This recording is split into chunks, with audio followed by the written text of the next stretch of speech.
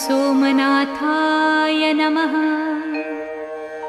ॐ मल्लिकार्जुनाय नमः। ॐ महाकालेश्वराय नमः। ॐ ओंकारेश्वराय नमः। ॐ वैद्यनाथाय नमः।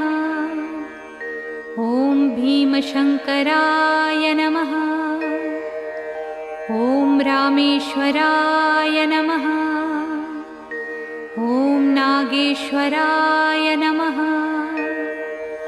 ॐ विश्वेश्वराय नमः। ॐ त्र्यंबकेश्वराय नमः।